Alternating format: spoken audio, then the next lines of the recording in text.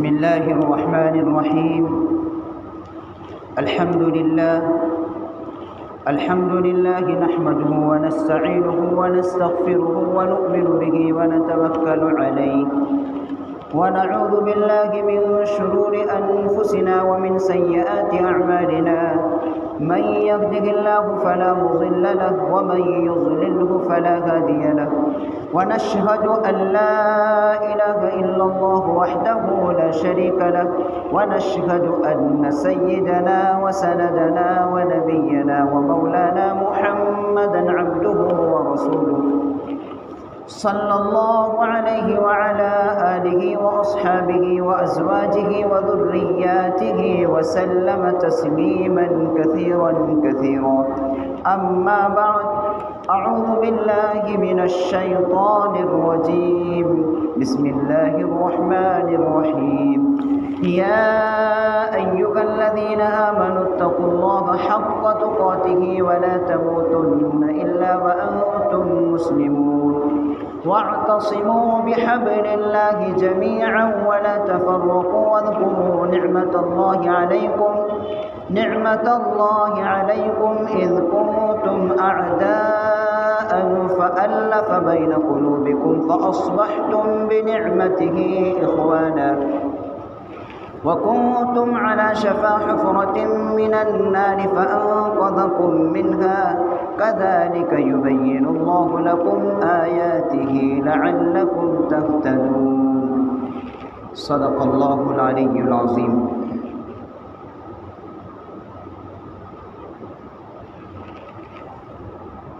عزیزان محترم،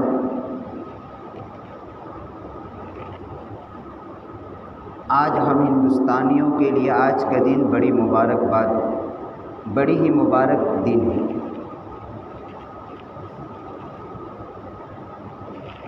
ہم اور آپ جانتے ہیں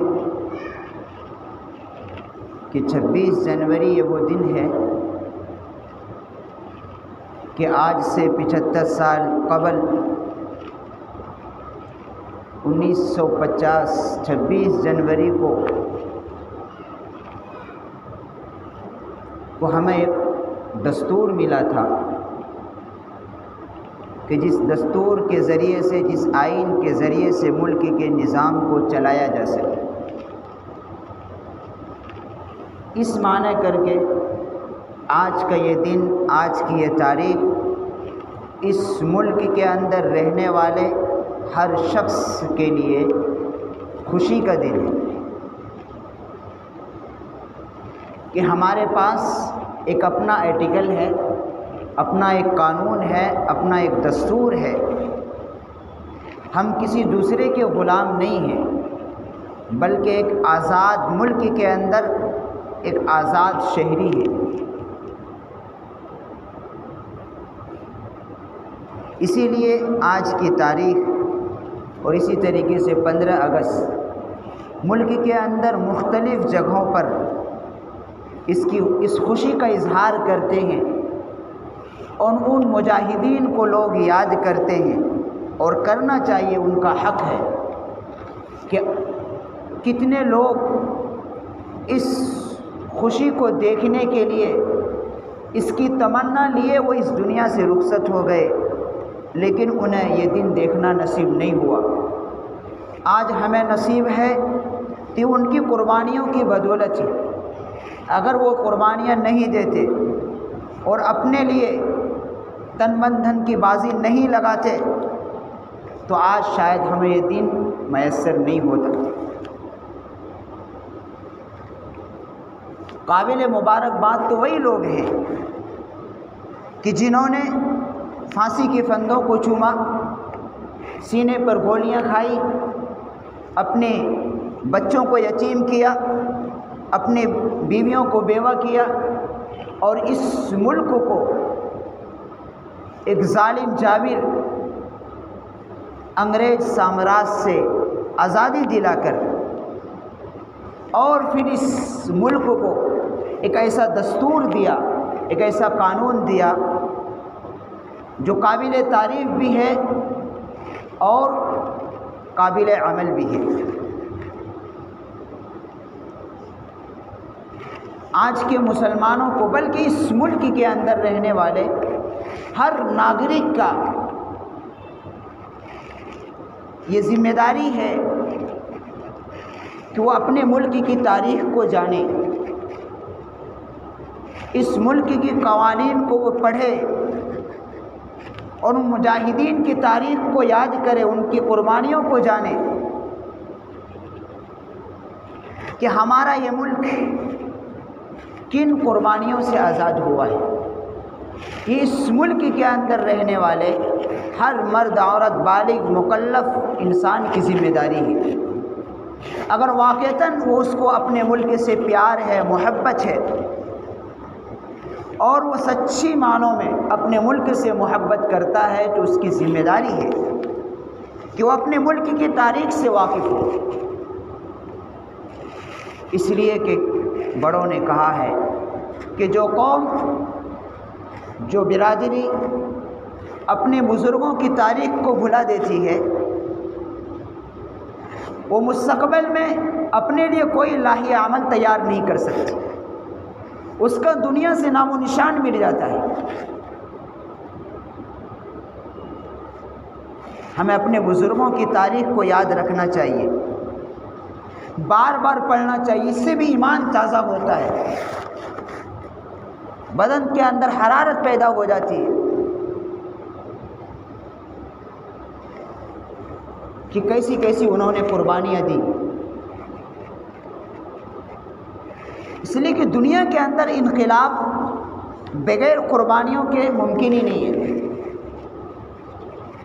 جب قربانیاں دیتے ہیں لوگ اور موت کو زندگی سے زیادہ محبوب سمجھتے ہیں تو پھر انقلاب پیدا ہوتا ہے۔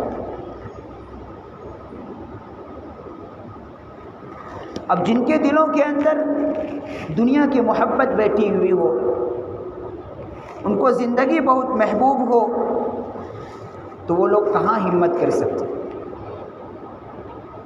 انقلاب قربانیوں کے راستے سے آیا ہے اور آئندہ بھی آئے گا۔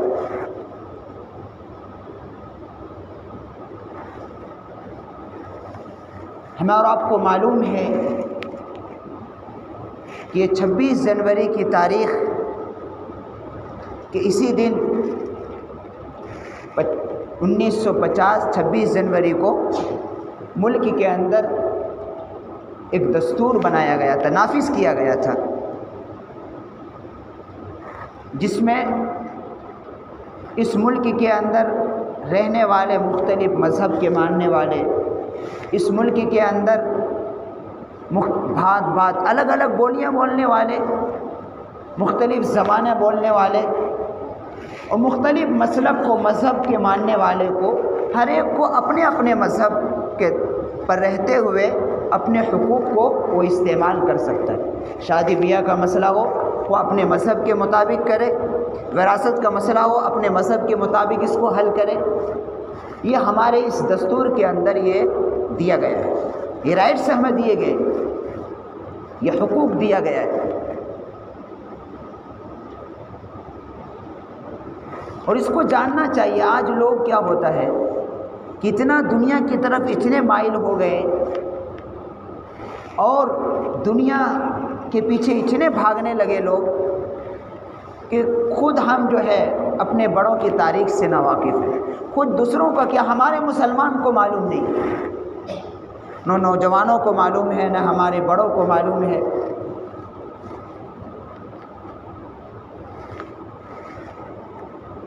کہ اس ملک کے 1-2 سال نہیں، تقریباً 250 سال کی قربانیاں ہیں۔ یہ ملک ایسے آزاد نہیں ہوا تھا۔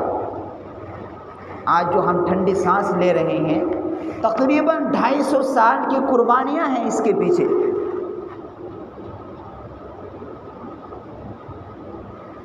اور کتنے گھر اجاڑے گئے جب 1857 کی جنگ کے بعد جو انگریز نے جو ظلم اٹھایا تھا اور یہ اعلان کر دیا تھا کہ جہاں بھی ٹوپی داڑھی والوں کو دیکھو شوٹ کر دو،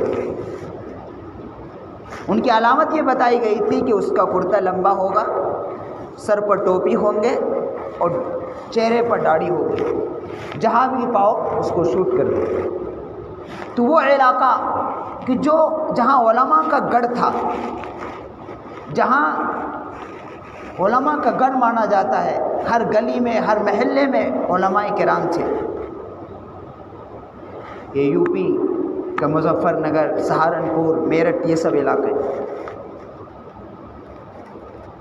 تھانہ بھون۔ تو کہتے ہیں، تاریخ بیان کرنے والے کہتے ہیں، جو انگریزوں نے جو ظلم اٹھایا کہ چن چن کر کہ جتنے بھی علماء کرام تھے سب کو انہوں نے کیا کرا، ختم کرنا شروع کر دیا۔ اس لیے کوئی سمجھ چکے تھے کہ اگر اس ملک کے اندر یہ علماء کرام باقی رہے تو ہم آزاد نہیں، اس ملک کو اپنے قبضے میں کنٹرول نہیں کر سکتے۔ اس لیے کہ وہ دیکھ رہے تھے کہ عوام کے اندر بیداری پیدا کرنے والے یہی لوگ ہیں، اس لیے جو اصل تھے ان کو انہوں نے نشانہ بنایا۔ اور نتیجہ یہ ہوا کہ ایک وقت آیا کہ جب لوگ جنازے کی نماز پڑھنے کے لیے تلاش کرتے تھے حضرتوں کو، کہ لوگ 4 آدمی جنازے کی چرپائی کو اٹھاتے ہیں، ایک گاؤں سے دوسری گاؤں جاتے ہیں، شاید وہاں کوئی مل جائے نماز پڑھانے والا، وہاں کوئی نہیں ملتا۔ پتہ یہاں صاف تھے لیکن انگریزوں نے کیا کیا، ان کو شوٹ کر دیا۔ پھر اس گاؤں سے اٹھا کر دوسرے گاؤں جاتے تھے۔ وہ علاقہ جہاں علماء کا گڑھ تھا، یہ وہ ظلم اٹھایا تھا انگریزوں نے، لیکن پیچھے نہیں ہٹے، سینے پر گولیاں کھاتے رہے، چلتا رہا۔ لیکن جب یہ تقریباً 1857 کے اندر خود 30,000 علماء کرام کو خود دہلی کے اندر ان کو پھانسی کے پھندوں پر لٹکایا گیا تھا، اور اس کے بعد جو ان کے بچے تھے وہ یتیم ہو گئے۔ ان کے ماں باپ نے قربانیاں دے دی لیکن بچوں کو چونکہ انہوں نے چھوڑ دیا۔ اب انگریز نے ایک دوسری چال چلی کہ اب یہ بچے جو ہیں یتیم ہو گئے، اب ان کو کیا کرنا ہے۔ چنانچہ انگریز نے کیا کیا، اب لینا شروع کیا، ان کے گھروں پر گئے، کہا مجھے بچہ مجھے دے دو، ہم مفت پڑھائیں گے، مفت لکھائیں گے، مفت کھلائیں گے۔ ظاہر سی بات اس وقت غریبی تھی اور ان کے کمانے والا کوئی گھر میں نہیں تھا، تو لوگوں نے دینا شروع کیا۔ تو اس وقت جو علماء کرام بچے تھے انہوں نے اس کی ضرورت محسوس کی کہ جن کے باپ دادا انگریزوں سے لڑتے لڑتے اس دنیا سے چل بسے، ان کے بچے انگریز کے غلام بنے، ایسا نہیں ہو سکتا۔ چنانچہ 1867 میں دارالعلوم دیوبند کی بنیاد رکھی گئی، اور ہمارے اکابرین نے اعلان کیا، آواز لگائی کہ بچہ ہمیں دو، کہ تمہارے باپ دادا نے انگریزوں کے سامنے گھٹنے نہیں ٹیکے، انہوں نے گولیاں کھائی اور اپنی جان کو نذرانہ پیش کیا اس ملک کے لیے، تو اس بچے کو ہم پھر مجاہد بنائیں گے اور ان کو انگریز کے مقابلے میں کھڑا کریں گے۔ اور الحمدللہ اس وقت بھی مسلمانوں نے ہمارے بڑوں کی آوازوں کو سنا اور ہاتھوں ہاتھ لیا۔ 1867 میں دارالعلوم کی بنیاد ایک طالب علم، پڑھانے والا بھی محمود، پڑھنے والا بھی محمود، جس کو بعد میں دنیا نے محمود الحسن دیوبندی کے نام سے جانا ہے، جنہوں نے ایک تحریک ریشمی رومال چلائی۔ اگر وہ تحریک اپنے منطق اور اپنے انجام تک پہنچتی تو آج ہم ان حکمرانوں کو بتاتے کہ آزاد ملک میں حکومت کیا کی جاتی، کیسے کی جاتی، کہ ہندوستان کا نقشہ الگ ہوتا، لیکن فیصلہ اللہ کے ہاتھ میں تھا، مقدر نہیں تھا۔ بدقسمتی سے وہ راستے میں ہی اس کو کیا کیا، وہ منزل تک نہیں پہنچا۔ اگر وہ تحریک ریشمی رومال بنتی کے انجام تک پہنچتی، منزل تک پہنچتی، تو انشاءاللہ ہندوستان کا نقشہ ہی کچھ اور ہوتا۔ وہاں جب یہ 1867 میں دارالعلوم دیوبند کی بنیاد رکھی گئی اور وہاں سے مجاہدین کو تیار کرنا شروع کیا، اس وقت اصل مقصد تھا انگریزوں کے مقابلہ کرنا۔ چنانچہ 1 سال کے اندر تاریخ بیان کرنے والے کہتے کہ ہندوستان سے لے کر افغانستان تک کے وہاں پڑھنے والے آنے لگے، اور یہ آواز لگائی، وہاں سے تیار کیا، وہاں سے جو باشندے نکلے، وہاں سے جو شاگرد نکلے، جن میں سب سے پہلا نام محمود الحسن دیوبندی رحمۃ اللہ علیہ کا آتا ہے کہ ان کے رگوں کے اندر تحریک آزادی پڑی ہوئی تھی، بالکل بوڑھے ہو گئے تھے اس وقت جب ان کو مالٹا کے جیل میں ڈالا گیا، کالا پانی کا جیل، اسی وقت لوگ واقف ہیں، وہاں انہوں نے بڑی مصیبت اور بڑی ان کو تکلیف دی گئی تھی۔ ان کی تکلیف بیان کرنے کا اندازہ آپ کر سکتے ہیں کہ جب ان کا وفات ہوئی اور غسل دینے والوں نے جب دیکھا ان کے بدن کو تو تعجب کرنے لگے، تو ان کے جو شاگرد تھے مولانا حسین احمد مدنی رحمۃ اللہ علیہ، ان سے پوچھا کہ ہم نے حضرت کے بدن پر کالے کالے دھبے کے نشان دیکھے، آخر کیا وجہ ہے؟ موت تک تو انہوں نے چھپائے رکھا اس راز کو۔ کہا مولانا حسین احمد مدنی رحمۃ اللہ علیہ فرماتے ہیں کہ مجھ سے حضرت نے منع کیا تھا کہ میری راز کو فاش نہیں کرنا، لیکن اب بتاتا ہوں، کیونکہ اب وہ دنیا سے چلے گئے۔ کوئی یہ ہے کہ انگریز لوہے کو تپاتا تھا اور ان کی پیٹھ کو داغتا تھا،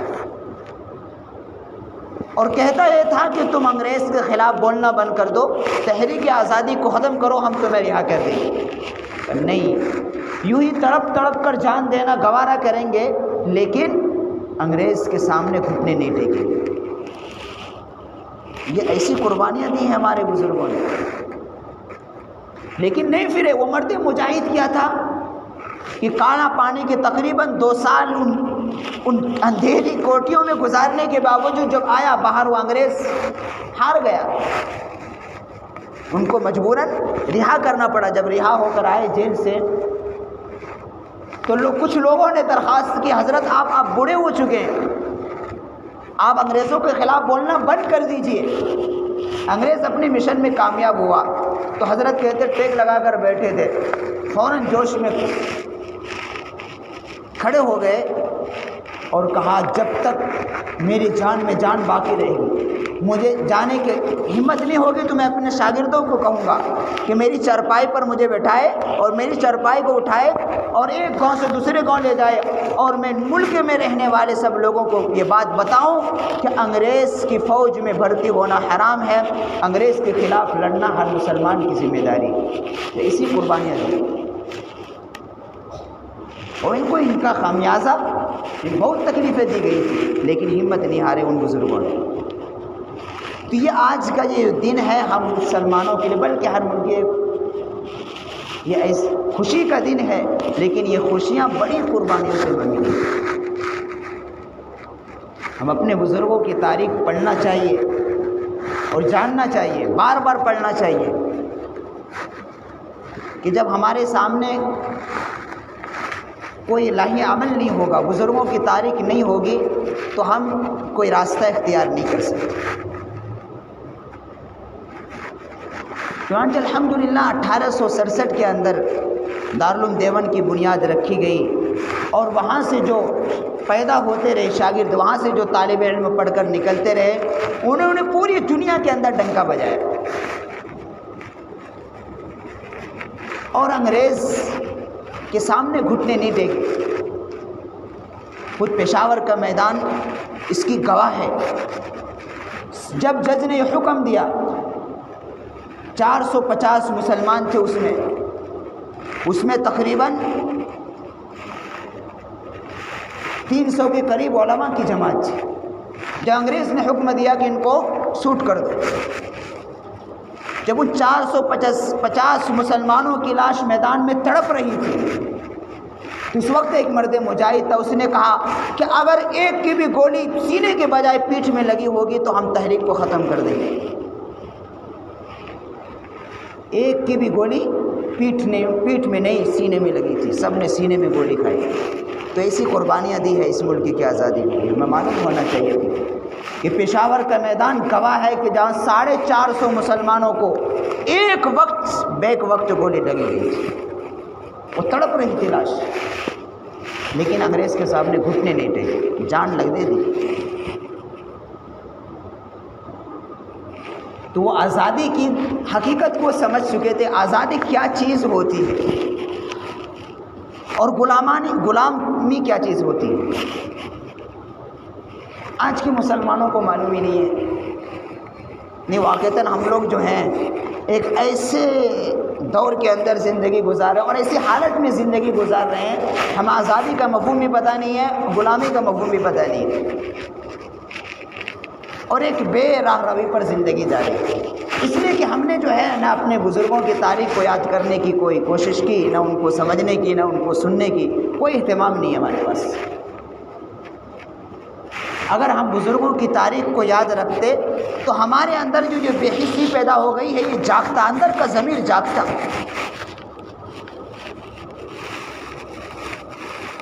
یہ اندر کا یہ ضمیر جاگتا، یہ ضمیر جاگتا ہے تو کوئی انسان کچھ کرنے کی کوشش کرتا ہے۔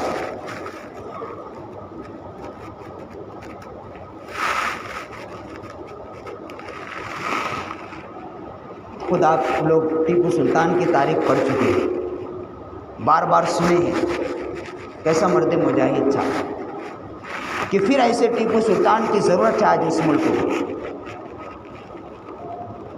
چاہتے تو وہ بھی سرنڈر کر سکتے تھے، لیکن وہ سمجھ چکے تھے آزادی کیا چیز ہے اور غلامی کیا چیز ہے۔ جب تک جان میں جان رہی لڑتے رہے، اور آخری دم تک لڑے۔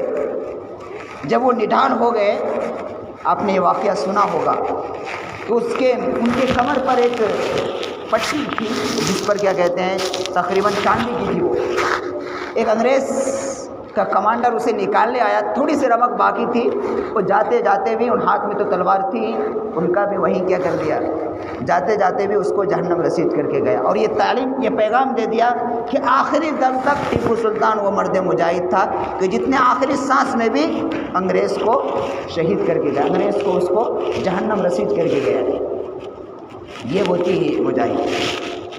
ایسے قربانیوں سے یہ ملک آزاد نہیں ہوا۔ آج تو ہم لوگ آسانی کے ساتھ جی رہے ہیں، لیکن اس کے پہلے کی تاریخ پڑھیں گے تو پتہ ہوگا۔ اس لیے کہ اس ملک کے اندر 100-200 سال نہیں، تقریباً 850 سال مسلمانوں کی حکومت رہی۔ آج تو 5 سال 10 سال میں بدل جاتے ہیں لوگ، لیکن 850 سال اس ملک پر حکومت کرنے والے مسلمان ہیں۔ وہی اس وقت ہندوستان کی نہیں تھا، اس میں پاکستان، بنگلہ دیش، سری لنکا سب شامل تھے۔ اتنی بڑی حصوں پر مسلمانوں نے 850 سال تک حکومت کی۔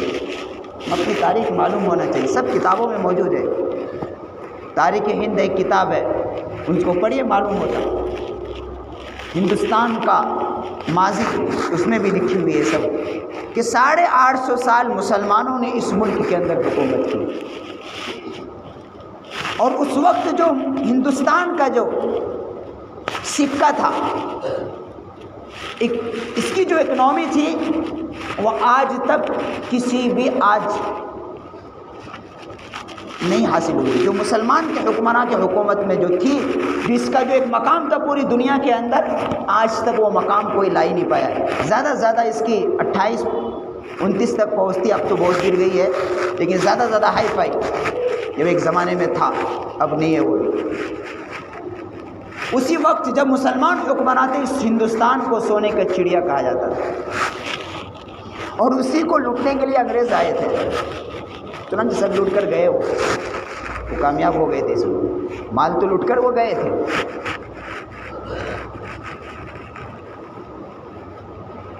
اگر کوئی دلی گیا ہوگا، جامع مسجد کے قریب ایک برج ہے، وہ اس میں ایک ایسا بنا ہوا ہے، اس پہ جو لگی ہوئی تھی، بتانے والے کہ اس میں کیا ہے، سونے کے سے اس کو سجایا گیا۔ اس سے اندازہ لگتے ہیں کہ آپ اس وقت ہندوستان کتنا مالدار ہو۔ ایک عام شاہراہ کو اس کو سونے سے سجایا گیا تھا۔ اب بھی جب اس سے گزرتے ہیں تو دوسری چیز لگی ہوئی چمکتا ہے۔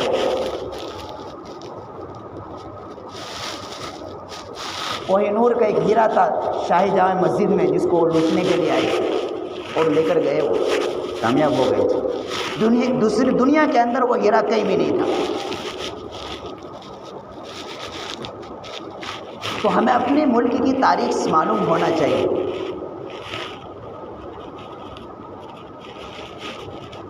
کہ ملک بڑی قربانیوں سے آزاد ہوا ہے، اور یہ ملک پھر ایک بار آزادی مانگتا ہے، اس لیے کہ بغیر قربانیوں کے کوئی انقلاب پیدا نہیں ہوا۔ انقلاب دنیا کے اندر اگر آیا ہے تو قربانیوں کے ذریعے سے آیا ہے۔ پہلے بزرگوں نے قربانیاں دی تو ملک آزاد ہوا، اور پھر اگر آج کا مسلمان بھی اگر قربانیاں دیں گے تو پھر یہ جو بادل ہے، یہ جو کالی گھٹائیں چھائی ہوئی ہیں، یہ بھی چھٹیں گی۔ لیکن قربانیاں شرط ہے، ہمیں اپنے اندر ہمت حوصلہ پیدا کرنا ہوگا۔ آج جو حالات ہے دنیا کا، باطل طاقتیں کیا سمجھتی ہے؟ چونکہ وہ بیچارے ناواقف ہیں، جاہل ہیں، نہیں معلوم ہے انہیں تاریخ سے، اندھے ہیں، وہ بظاہر آنکھ دیا ہے لیکن وہ دل سے اندھے ہیں، اور ان ظاہری آنکھ میں وہ حقیقت کو نہیں دیکھ سکتے، اس لیے کہ ظاہری آنکھیں حقیقت کو نہیں دیکھتی، یہ دھوکہ کھاتا ہے، یہ اچھے آدمیوں کو دھوکہ دے دیتے ہیں۔ ظاہر کو دیکھ کر انسان حقیقت تک پہنچنے کی کوشش کرتا ہے، وہ حقیقت نہیں ہے۔ یہ جو باطل طاقتیں آج ابھر رہی ہیں، یہ اپنی ظاہری شان و شوکت پر ناز کر کے اپنے آپ کو کیا کہتے ہیں، حقیقت تک پہنچنے کی کوشش، چاہے یہ تاریخ سے واقف نہیں۔ یہ سمجھتے کیا ہے کہ دنیا سے اسلام اور مسلمان مٹ جائے گا، انہیں معلوم ہی نہیں ہے کہ دنیا کے اندر اسلام اور مسلمان مٹنے کے لیے نہیں آیا ہے، یہ ہمیشہ باقی رہنے کے لیے آیا ہے، اور انشاءاللہ یہ ہمیشہ باقی رہے گا۔ اور ہمارا ایمان ہے، اور ہر مسلمان کا عقیدہ رہنا چاہیے کہ جب تک مسلمان باقی رہیں گے اس روئے زمین پر تو یہ دنیا بھی باقی رہے گی، اور جب مسلمان ختم ہو جائیں گے تو دنیا بھی ختم ہو جائے گی۔ ہمارا ایمان ہے اور کامل یقین ہونا چاہیے۔ لیکن باطل طاقتیں کیا سمجھتی ہے کہ نہیں، مسلمان تو کمزور ہے، ان کو کیا صفِ ہستی سے مٹانا کوئی ہمارا جو ہے چٹکیوں کا کھیل ہے۔ اب فلسطین میں کیا ہو رہا ہے، کیا سمجھتے تھے لوگ؟ جو اسرائیل یہ کہتا تھا کہ فلسطین کو بلکہ ان کے مجاہدین کو مٹانے میں صرف میرا 1 گھنٹے کا کام ہے، اس لیے کہ ان کو اپنی ظاہری طاقت پر غرور تھا، اپنی ظاہری فوج شان و شوکت پر اور اپنی ظاہری طاقت پر، اپنی ہتھیاروں پر ان کو کیا بھروسہ تھا۔ لیکن وہ یہ نہیں جانتا کہ ایک طاقت اور ہے، وہ اللہ کی طاقت ہے۔ اور ظاہر سی بات ہے، ظاہری اعتبار سے جو ان کے پاس ٹیکنالوجی ہے، جو ان کے پاس جو دنیا کے بہترین ایجنسی ہے، اور ان کو جو لوگ سپورٹ کر رہے ہیں، ظاہری اعتبار میں سے تو حماس کے فلسطین کچھ بھی نہیں ہے، 0 پوائنٹ ہے۔ اگر ان کی طاقت ظاہر کو دیکھا جائے تو کچھ بھی نہیں ہو بیچارے، لیکن دنیا جانتی ہے، دنیا کو مجاہدین نے کیا ہے، الحمدللہ اب تعریف لوگ جب جو پہلے لوگ برائیاں کرتے تھے، اب تعریف ان نہتوں کی ہو رہی ہے، اور پوری دنیا کے اندر تھو جس کی ہو رہی ہے، لوگ اگر کوئی تھوک رہا ہے تو اسرائیل کو تھوک رہا ہے۔ وہ جو یہ سمجھتا تھا کہ ہم 1 گھنٹے کے اندر صفایا کر دیں گے، اور آج تقریباً 3.25 مہینے ہونے کو جا رہے ہیں، اور 30,000 کے قریب شہادتیں ہو گئیں، لیکن الحمدللہ اب بھی ان مجاہد پیچھے ہٹنے کو تیار نہیں ہے۔ یہ تو اب رائے فرار اختیار کرنے کو چاہ رہا ہے، لیکن اب رائے فرار ملنے والا نہیں ہے، یا تو صفایا ہوگا یا پھر کیا ہوگا، فلسطین آزاد ہوگا۔ تو باطل یہ سمجھتی ہے کہ ہم مسلمانوں کو کیا، مسلمان اسلام کو دنیا سے مٹا سکتے ہیں۔ انہیں معلوم ہی نہیں ہے کہ دنیا، یہ مسلمان دنیا میں ہمیشہ رہنے کے لیے آیا ہے۔ اللہ نے ان کو جو دین دیا ہے وہ ہمیشہ کے لیے، جب مسلمان ہی دنیا کے اندر نہیں رہے گا، دنیا کا نظام اللہ ختم کرے گا، نہیں رہے گی دنیا۔ تو ہمیں ہمت کے ساتھ جینا چاہیے، اور ہمیں اپنی تاریخ کو یاد رکھنا چاہیے، اپنے بزرگوں کی تاریخ کو یاد رکھنا چاہیے۔ اس آج کے دن کی تاریخ کی مناسبت سے یہ بات ہو رہی، ورنہ عام طور پر یہ بات ہم نہیں کرتے۔ جو آج کا دن بھی اتفاق سے جمعے کا دن پڑ گیا اور تاریخ بھی 26 کی پڑ گئی، اس لیے اس موضوع پر گفتگو کرنی پڑ گئی۔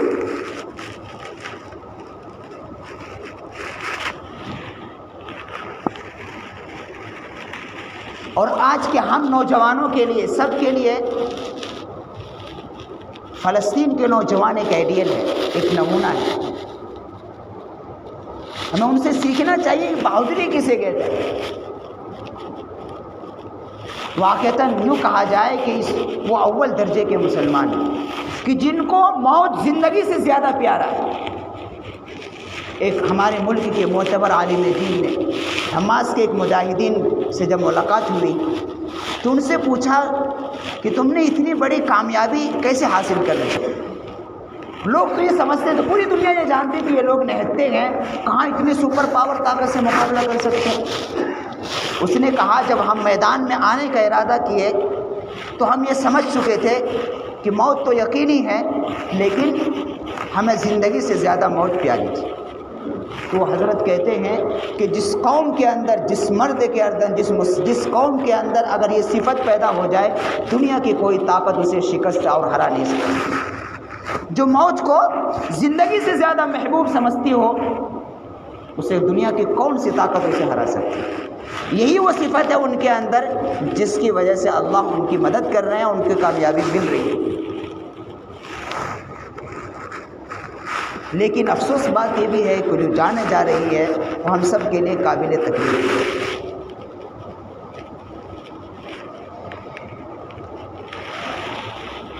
تو میں یہ کہہ رہا تھا کہ ہمیں بھی اس لیے کہ اس ماحول کے اندر ہم اپنے اندر بزدلی نہیں بلکہ جمع مردی اور ہمت پیدا کرنی چاہیے۔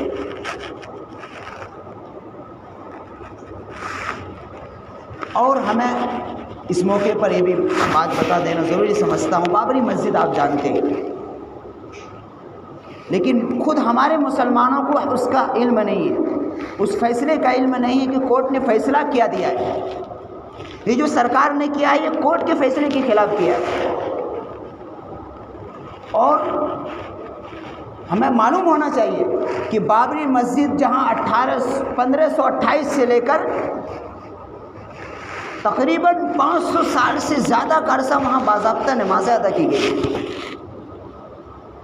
اب 1528 سے 1928 تک کوئی تنازع نہیں تھا، کوئی جھگڑا ہی نہیں تھا، وہاں باضابطہ 5 وقتہ نماز ہوتی تھی وہاں۔ اور یہاں تک کہتے ہیں کہ کن کن لوگوں نے اس مسجد میں امامت کی، اس کا بھی ملتا ہے۔ خیر اصل جو بات بتانا وہ سنو، ٹائم نہیں، کہ کورٹ نے ہمارے جو بڑے اکابرین جو لڑ رہے تھے اس کیس کو، اور صرف ہمارا مسئلہ یہ تھا کہ یہ مسجد جو بنائی ہے بابر بادشاہ نے، کیا اس مسجد کو مندر توڑ کر بنائی ہے یا مسجد اپنی اصلی جگہ پر ہے، یہ مسئلہ تھا۔ اور آپ کو تعجب ہوگا، کافی عرصہ کے بعد کورٹ نے جو تسلیم کیا، جو شواہد دکھائے مسلمانوں نے، ہمارے اکابرین بڑوں نے، کورٹ نے اس بات کو تسلیم کیا کہ مسجد اپنی اصلی جگہ پر ہے، مسجد کو مندر توڑ کر نہیں بنایا گیا، مسئلہ ہی ختم ہوا۔ جو ہندو لوگ جو یہ کہتے تھے، جو ہمارے دوسرے بھائی غیر مذہب والے یہ کہتے تھے کہ یہاں پہلے مندر تھی، ان کی بات ہی ختم، کورٹ نے خارج کر دیا کہ نہیں، یہاں کوئی مندر نہیں تھی، مسجد اپنی اصلی جگہ پر ہے۔ مسجد سے پہلے کیا تھا؟ وہ میدان تھا، کوئی مندر نہیں۔ کورٹ نے باضابطہ یہ فیصلہ دیا، ججمنٹ ہے اس کا، آپ پڑھ سکتے ہیں، ویب سائٹ پہ جائیں گے تو آپ کو ملے گا کیا دیا ہے بابری مسجد کے فیصلے میں، کورٹ کا کیا فیصلہ ہے۔ اب پھر ہوا کیا، یہ اصل ڈرامے کی چیز ہے۔ کورٹ ہوا کیا آپ جانتے ہیں، وہ ایک کہاوت ہے نا کہ جس کی لاٹھی اس کی بھینس، جس کی لاٹھی اس کی بھینس، وہی معاملہ ہوا کہ کورٹ نے تسلیم کیا کہ یہ مسجد ہی اپنی اصلی جگہ پر ہے، لیکن چونکہ ماحول الگ تھا، سرکار کا دباؤ تھا، ججوں کو کیا لالچ دیا گیا، اس نے جو ہے ایک آستھا کا سہارا لیا، ایک آستھا کا سہارا لیا جو بے بنیاد بات ہے۔ کہ آستھا کا سہارا لے کر ایک بہت بڑی مسلم ایک آبادی ہے ان کو تکلیف پہنچانا اور ان کی جگہ کو چھیننا اور ایک لالچ دے کر نہیں ہم دوسری جگہ تو دے رہے ہیں، یہ بیکار کی بات ہے۔ دوسری جگہ ہم کائے کو لیں گے؟ ہمارے پاس اللہ الحمدللہ ہمارے مسلمان ایسے بہت سے لوگ کار خیر ہیں جو لاکھوں روپے مسجد کے نام پر دینے کو تیار ہیں اور روزانہ مسجدیں بنتی ہیں۔ مسئلہ ہی وہی نہیں تھا، مسئلہ یہ تھا کہ جہاں جو جگہ ہے وہ مسجد کی جگہ، مندر کی جگہ نہیں ہے، تو وہ لیکن انہوں نے زبردستی اس کو ہڑپ کیا ہے اور ایک سیاسی فائدہ حاصل کرنے کے لیے کیا انہوں نے اس قدم کو اٹھایا ہے، اور جو ان کو 500 سال کے ان کی ایک تمنا تھی وہ تمنا انہوں نے کیا ہے پوری کر لی۔ لیکن ہمیں ایک مسلمان ہونے کے ناطے ہمیں اپنی تاریخ معلوم ہونا چاہیے کہ بابری مسجد یہ مسجد ہی تھی، وہاں کوئی مندر نہیں تھا، اور کورٹ نے بھی اس بات کو تسلیم کیا ہے کہ مسجد اپنی اصلی جگہ پر ہے، کوئی مندر توڑ کر نہیں بنائی گئی۔ لیکن دیا کیوں گیا؟ بس وہی بات ہے کہ جس کی لاٹھی اس کی بیس، حکومت نے اپنے عہدے کا استعمال کر کے، اپنی طاقت کا استعمال کر کے اس کو جبراً اس میں مندر میں تبدیل کیا۔ لیکن انشاءاللہ تعالیٰ سے ہمیں امید ہے کہ آنے والے وقت میں وہ مسجد آباد ہوگی، وہ ہوگی رہے گی، اس لیے کہ اللہ کی لاٹھی میں جب چلتی ہے تو اس کی طاقت کے سامنے کوئی نہیں چلے، ان کا صفایا ہوگا، لیکن کب ہوگا یہ اللہ کے علم میں، لیکن ہونے والا جلدی ہوگا، وہ مسجد پھر آباد ہوگی۔ لیکن ہمیں کیا ہے اس کے لیے قربانیاں دینی پڑ سکتی ہے، اور آنے والے وقت میں اللہ حفاظت فرمائے، اور خدا نخواستہ اگر یہ بدنیتی اور یہ طاقت فرقہ پرست اگر اپنے بدنیتی میں اور اپنے مشن میں اگر کامیاب ہو گئے تو ابھی ہمیں بہت کچھ قربانیاں دینی پڑ سکتی ہے۔ اس لیے ہمیں اپنے اندر حوصلہ رکھنا چاہیے، ہم اپنے بزرگوں کی قربانی کو یاد کرنا چاہیے، ان کی تاریخ کو پڑھنے چاہیے، تاکہ ہمارے اندر سے یہ ضمیر جاگے، ہمارے اندر کا ضمیر جاگے گا تبھی ہم میدان میں آ سکتے ہیں۔ اور ہمیں ڈرنے گھبرانے کی ضرورت نہیں ہے، لیکن افسوس ہوتا ہے بعض چیزوں کو دیکھ کر کہ ہمیں جو ہے ہمارے کچھ نوجوان چند لوگ کو پکڑ لیتے ہیں، اب وہ پیٹ رہے اور اس سے جو زبان جو کہلوانا چاہتا وہی کہتے، نہیں کرنا چاہیے۔ موت تو آنی ہے، ہمارا ایمان ہے کہ جس وقت اللہ نے موت لکھ دی ہے تو موت آئے گی، اس سے پہلے بھی نہیں آ سکتی، اس کے بعد بھی نہیں آ سکتی، تو پھر ڈرنا کیا ہے؟ جو اللہ نے طاقت دی اس کا استعمال کرے آدمی۔ دوسروں کے دباؤ میں آ کر اگر وہ ہمیں غلط مار کر پیٹ کر کرے تو بھی نہیں کرنا، ایمان کو بچانا ہے اور اپنی ہمت، اور دنیا دیکھے گی۔ آج آپ نے پرسوں کا ویڈیو دیکھا ہوگا، جو ایک میسیج ہے بزدل لوگوں کو جو پیٹنے کے ڈر سے اپنے آپ کو جو چاہتے ہیں وہ کہلوانا کہل دیتے، نہیں کرنا چاہیے۔ ان حالات میں اپنے آپ کو ثابت قدم رہنا، بزدلی پیدا نہیں کرنا ہے۔ ارے موت تو وقت پر ہی آئے گی، کسی کے مارنے سے ہمیں موت نہیں آ سکتی، موت اپنے وقت پر آئے گی، لیکن اپنے اندر ہمت پیدا ہوگا تو اپنے ایمان کو تو بچائیں گے، اس لیے کہ ایمان ہماری موت سے زیادہ قیمتی چیز ہے۔ اس مرد مجاہد، اس عورت نے کتنے 100 کے مجمع کو کیا کر دیں گے، ایک میسیج گیا اس سے کہ یہ ہوتی جمع وردی، سلنڈر نہیں کرنا ہے، نہیں سلنڈر نہیں کرنا ہے۔ ان بھکتوں کے اندر، باطل کے اندر طاقت نہیں ہے، اگر حق جم جائے باطل اکھڑ جاتا ہے، نہیں ہے باطل کے اندر طاقت جمنے کی، لیکن شرط ہے کہ حق جمنا چاہیے، ہمیں قربانی دینے کا جمع مردی کا طاقت ہونی چاہیے۔ اللہ حفاظت فرمائے، یہ چونکہ ماحول ہمارے موافق نہیں ہے، ہمارے مخالف ہے، تو کسی کے ساتھ بھی حادثہ، اس لیے ہم ہوشیار رہیں، چوکنا رہیں۔ اگر اللہ حفاظت فرمائے کسی مصیبت میں اگر پڑے تو ایمان کا سودا نہیں کرنا، ایمان کی حفاظت کرنا۔ دنیا دیکھے کہ تعریف آپ کے کرے، وہ پیٹنے والوں کی تعریف ہونے والی نہیں، پوری دنیا اسے تھوکے گی اور تھوک رہی ہے۔ تعریف کس کی ہوتی ہے؟ جو جمع رہتا ہے، جو ظالم باطل کے سامنے ڈٹ جاتا ہے، تعریف دنیا اس کی کرتی ہے،